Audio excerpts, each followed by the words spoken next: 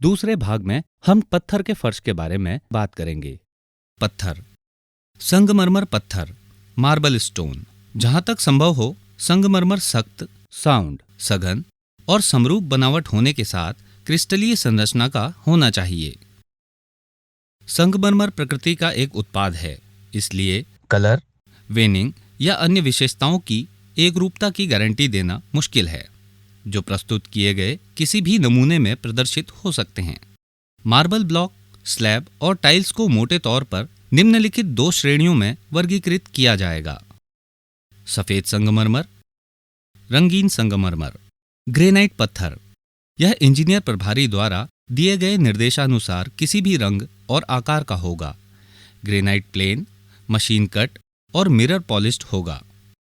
पत्थर चिकना और समतल सतह का हो जिसमें छेद या गड्ढा ना हो।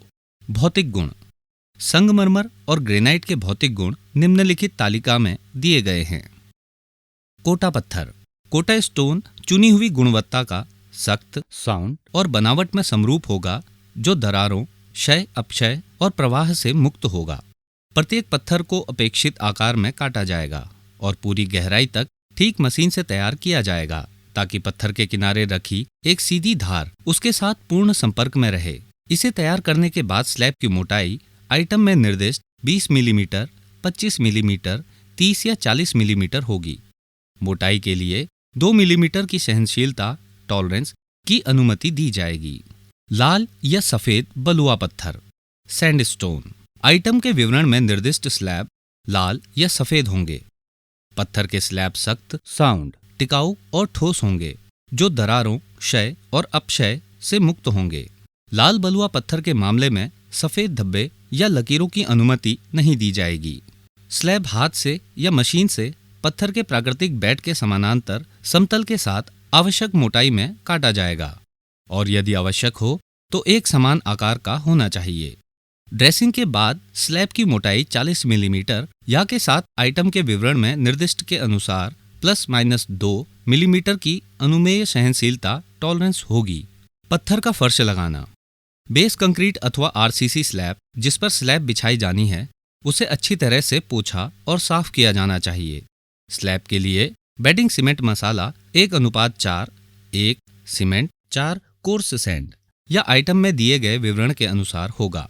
स्लैब के नीचे बेडिंग मसाला की औसत मोटाई 20 मिलीमीटर होगी और स्लैब के नीचे समान रूप से मोटाई 12 मिलीमीटर से कम नहीं होगी। स्लैब निम्नलिखित तरीके से लगाए जाएंगे। निर्दिष्ट मिश्रण का मसाला प्रत्येक स्लैब के नीचे के एरिया में मोटे तौर पर उस आइटम में निर्दिष्ट औसत मोटाई के अनुसार फैलाया जाएगा। बिछाने से पहले स्लैब को धोकर साफ किया जाएगा। उसे उठाकर एक तरफ रख दिया जाएगा। फिर मसाला की ऊपरी सतह के खुरदुरे स्थानों पर ताजा मसाला डालकर ठीक किया जाएगा। मसाला को थोड़ा सख्त होने दिया जाता है और शहद जैसा गाढ़ा सीमेंट घोल 4.4 किलोग्राम सीमेंट प्रति वर्ग मीटर की दर से फैलाया जाएगा। पहले से ही पक्के किए गए स्लैब के किनारों को मध्य में दिए गए विवरण के अनुसार संगमरमर के स्लैब के रंग से मेल खाते रंग के सम्मिश्रण के साथ या उसके बिना ग्रे या सफेद सीमेंट के साथ चिकनाया जाएगा। पक्के किए जाने वाले स्लैब को फिर धीरे से उसी स्थिति में लगाया जाएगा और लकड़ी के हथौड़े से तब तक टैप किया जाएगा जब तक कि यह ठीक से समतल न हो जाए और जितना संभव हो उतने बारीक जोड़ के साथ निकटवर्ती स्लैब के करीब न आ जाए। आगे के स्लैब भी इसी तरीके से बिछाए जाएंगे। प्रत्येक स्लैब बिछाने के बाद स्लैब की सतह पर अतिरिक्त सीमेंट को साफ किया जाएगा। फर्श को कम से कम 7 दिनों की अवधि के लिए गीला रखा जाएगा। बिछाई गई फर्श की सतह प्रभारी अभियंता के निर्देशानुसार स्तरों और ढलानों के अनुरूप होनी चाहिए। जोड़ की मोटाई 1 मिलीमीटर से अधिक नहीं होगी। स्लैब के दोनों के मिलान का उचित ध्यान रखा जाएगा।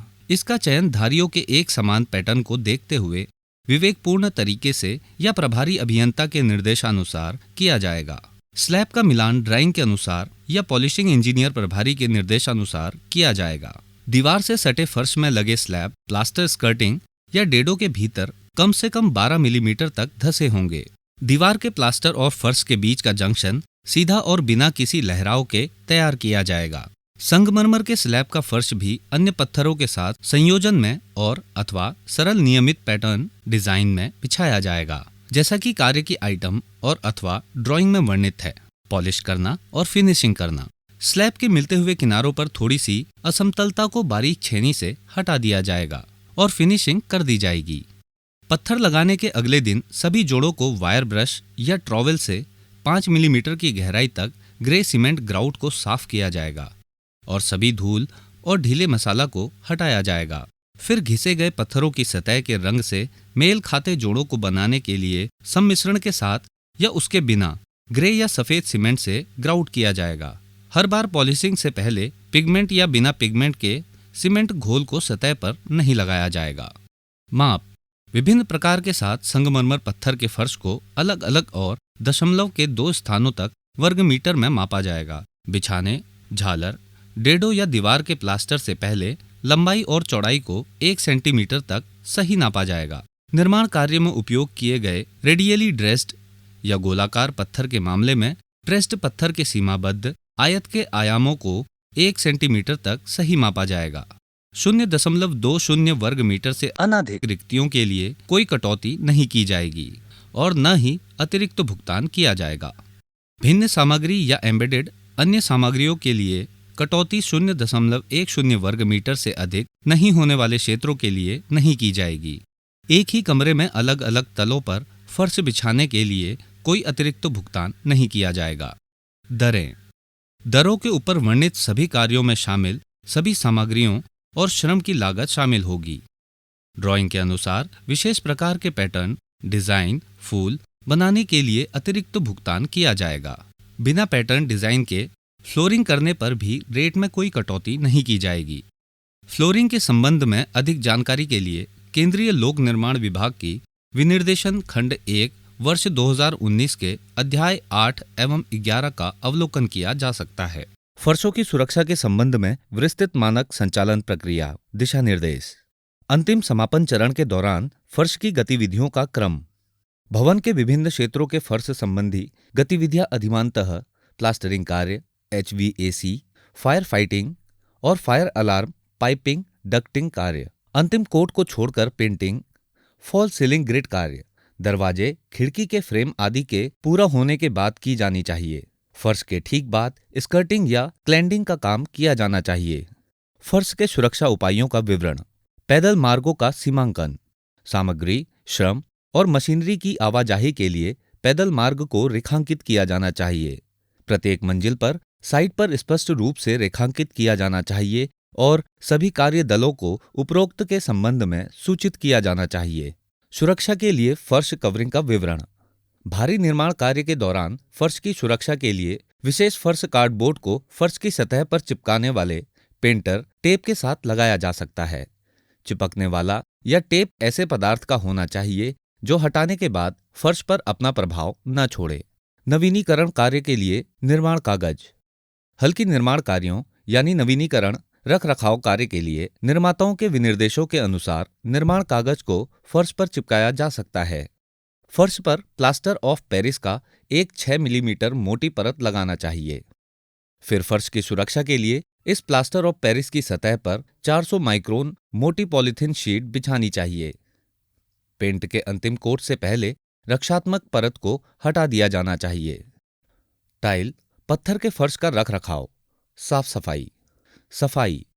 किसी भी प्रकार के हल्के साबुन डिटर्जेंट जैसे डिश साबुन या हैंड सोप के क्लीनर का उपयोग पानी के साथ मिलाकर करना चाहिए। पत्थर और टाइल फर्श की सफाई के लिए तटस्थ pH मान वाला क्लीनर का प्रयोग करना चाहिए। मुलायम ब्रश से नियमित रूप से वैक्यूम सफाई करनी चाहिए। समय समय पर फर्श को साफ डस्टर से पोंछना चाहिए। रख रखाव। टाइल्स और पत्थर के फर्श के जोड़ों की समय समय पर जांच की जानी चाहिए एवं जोड़ों के खाली स्थानों को पुनः मिलान वाली सामग्री से भरना चाहिए।